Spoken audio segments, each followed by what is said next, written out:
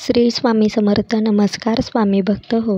श्रावण सुरू होताच या 3 राशींवर भोलेनाथाची कृपा बरसणार. दुःख संकट वाटेतून होतील दूर. प्रचंड धनलाभाचा योग. हिंदू पंचांगानुसार वर्षाचा 4था महिना हा श्रावणाचा असतो. हा महिना भोलेनाथांच्या पूजा अर्चनेचा मानला जातो. या महिन्यात एकामागोमाग एक सणांच्या तिथी व शुभ मुहूर्त जुळून येत असल्याने धार्मिकदृष्ट्या श्रावण महिन्याला प्रचंड महत्त्व आहे. उत्तरेकडे विक्रम संवत्सर पंचांग पाळले जातात.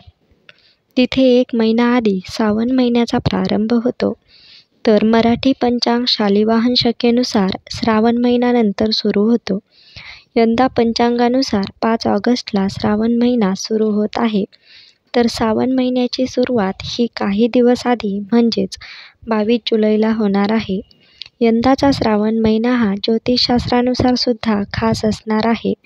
तब्बल 72 वर्षांनी श्रावणात आयुष्यमान व सिद्धियोग निर्माण होणार आहे. या कालावधीत भोलेनाथ काही राशींचे रक्षण करणार आहेत. शिवशंकर आज काहींना दुःख संकटांवर मात करण्याची शक्ती देऊ शकतात.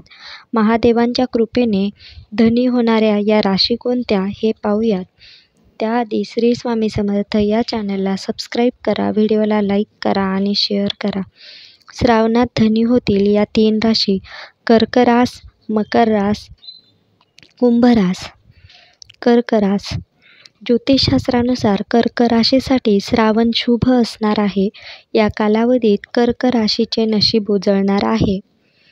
कर्क राशीचा स्वामी आहे चंद्र, जो भगवान शिवशंकराच्या फार जवळचा मानला जातो. यामुळे चंद्राच्या राशीला भगवान शंकराचा आशीर्वाद लाभणार आहे. श्रावणात भोलेनाथ आपल्या मार्गातील अडथळे दूर करू शकतात. आजवर ज्या गोष्टींच्या रूपात, व्यक्तींच्या रूपात आपल्या वाटेत अडथळा होता, त्या गोष्टी आपोआप दूर होतील. आपल्याला यावेळी स्वतःमध्ये गुंतवणूक करावी लागेल. नव्या गोष्टी शिकण्यावर भर द्या. आई-वडिलांच्या रूपात तुम्हाला जुन्या गुंतवणुकीचा लाभ होऊ शकतो. मकर रास. मकर राशीला भगवान शिवशंकराची रासच मानले जाते.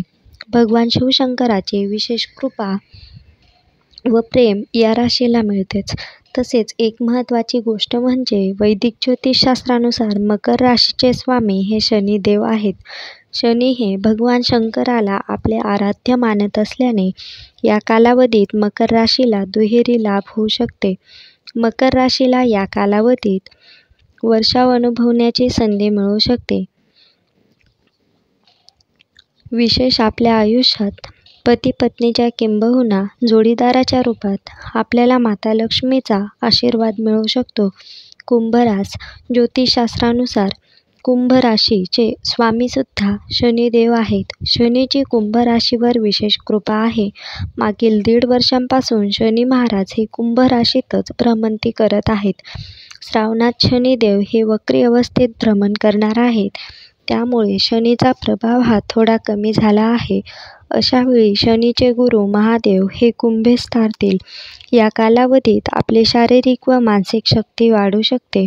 संयम बाळगल्यास आपण समस्यांवर मात करू शकता. आपली एखादी जुनी इच्छा पूर्ण होऊ शकते. जुन्या मित्रांची भेट होऊ शकते. मग मन आनंदी असेल, त्यामुळे स्पष्ट डोक्याने निर्णय घेऊ शकता. तुम्हाला कामाच्या ठिकाणी पदोन्नती व पगारवाढीचा योग आहे. माहिती आवडल्यास व्हिडिओला लाईक करा, शेअर करा, चॅनलला सबस्क्राईब करा. श्री स्वामी समर्थ. जय जय स्वामी समर्थ. धन्यवाद.